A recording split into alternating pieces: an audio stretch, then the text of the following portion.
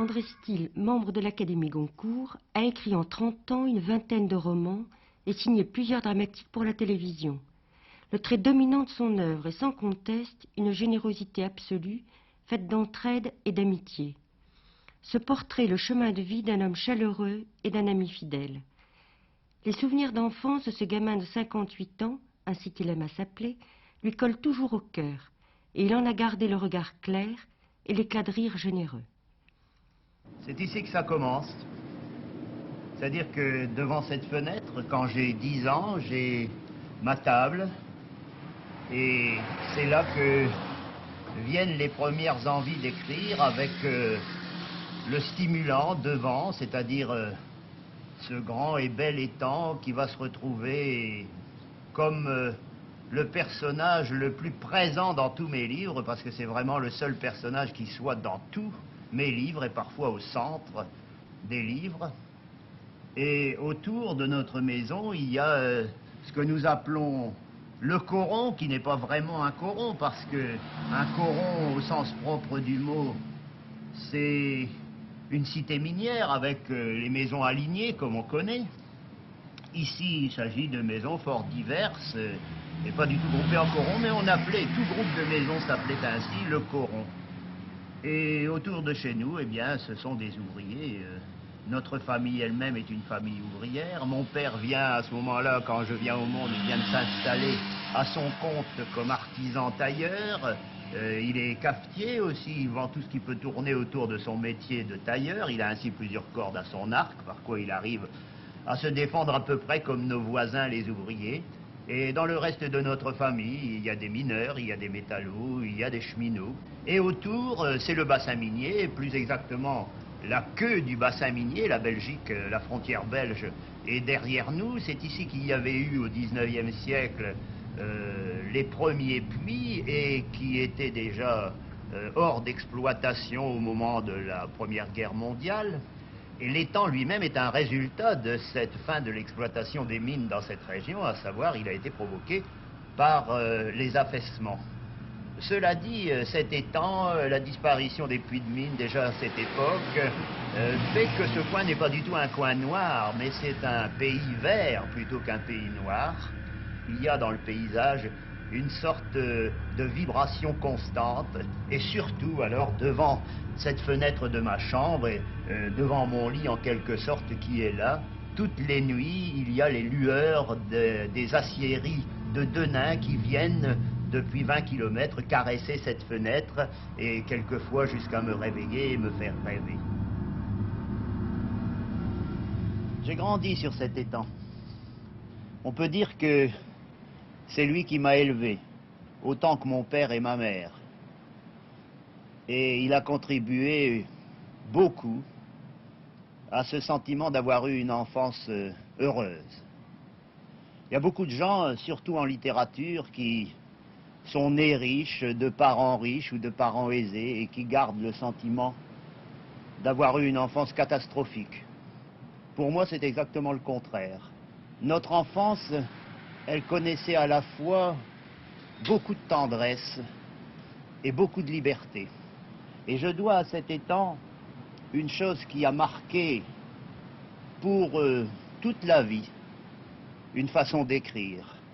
Tout simplement que quand il y a une surface, il y a aussi des profondeurs, dont le mystère doublait le mystère des profondeurs de la mine où nous voyons descendre nos parents, nos amis. Rien que à la pêche, et j'ai beaucoup pêché sur cet étang, on va chercher loin et profond un poisson qu'on ne voit pas.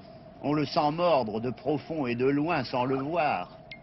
Et quand on l'amène, ce poisson, on sent peut-être même avant lui quand il a envie de tourner à droite, quand il a envie de tourner à gauche. Et il se trouve que dans l'écriture, on a un contact lointain du même genre, aussi bien avec la matière sur laquelle on est en train de travailler, qu'avec le lecteur possible de ce qu'on écrit.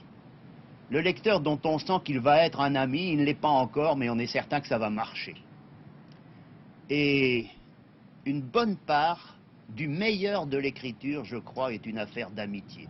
une affaire de compréhension des hommes et aussi une affaire d'amour. Mon entrée au lycée Henri Wallon, ici, c'est vraiment une coupure très nette, l'entrée dans un nouveau monde. Et surtout, c'est la première fois où je vois de l'extérieur cette enfance.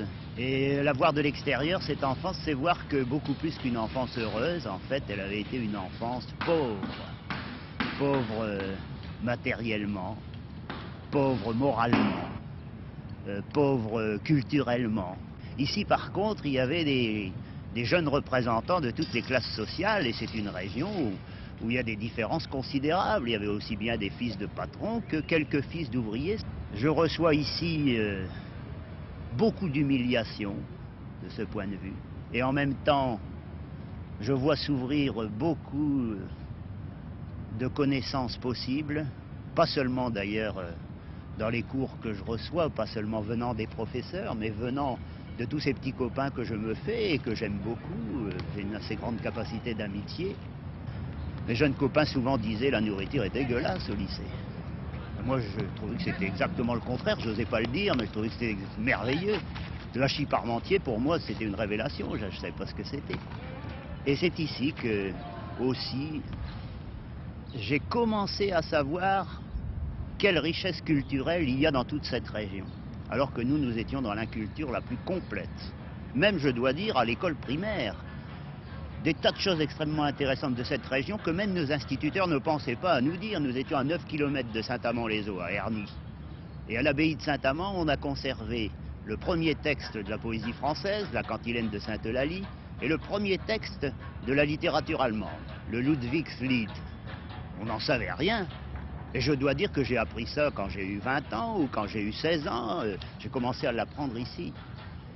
Et c'est une des grandes contradictions de cette région, c'est que, région très riche historiquement et culturellement, une immense concentration de peuples, et entre les deux, la coupure totale. Un rendez-vous historique complètement manqué entre une grande masse d'hommes et de femmes et une immense culture accumulée.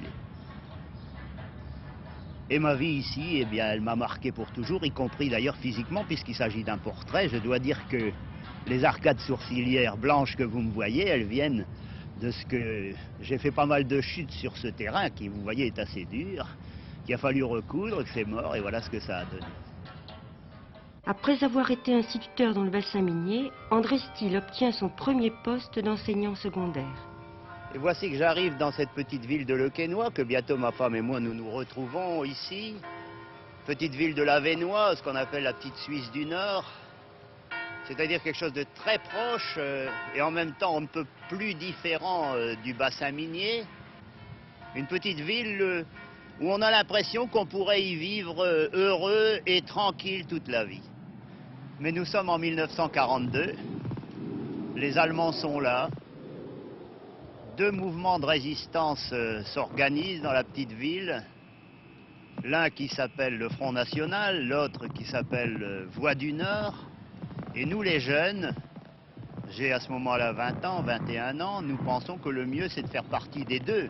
Nous avons libéré la ville 3 jours avant l'arrivée des troupes anglaises, d'autant plus que les Allemands se croient obligés de reprendre cette petite cité fortifiée. Et heureusement, il y a les remparts et nous les attendons ici de ce côté et aussi de l'autre côté. Nous les attendons avec un armement de fortune, je dirais, en tout une dizaine de mitraillettes Sten, de fusils et un fusil mitrailleur.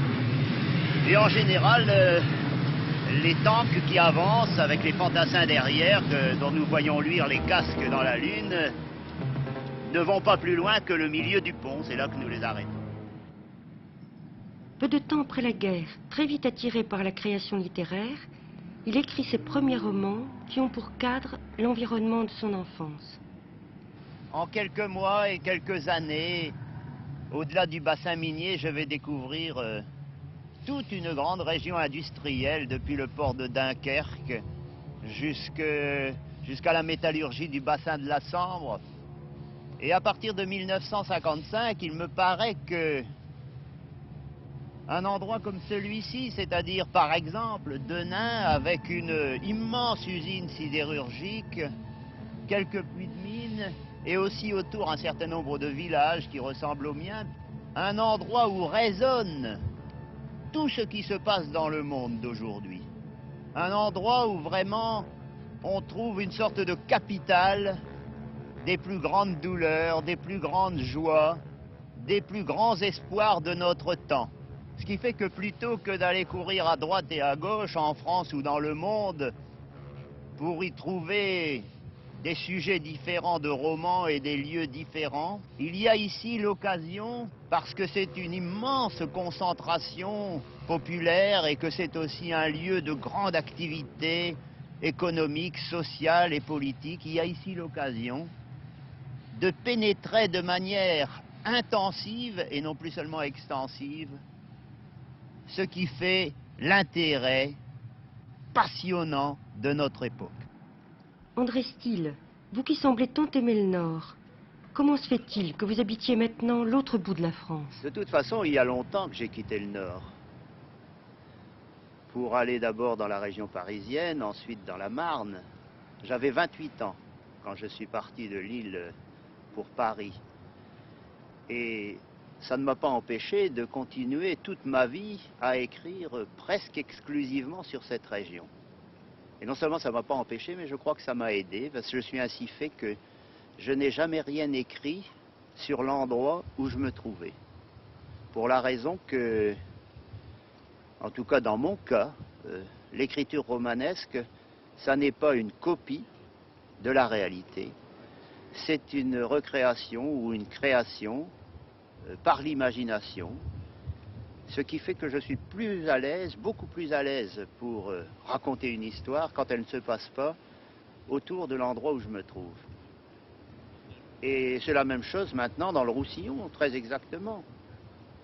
Je crois au fond que c'est un peu comme pour ce pigeon, on aime beaucoup les pigeons ici dans le Nord. On peut le laisser aller très loin, on sait qu'il est fidèle. Voilà, voilà mon pays. Il est peut-être un peu gris, mais justement c'est un pays où on meurt d'envie que le soleil se lève. Gros comme ça.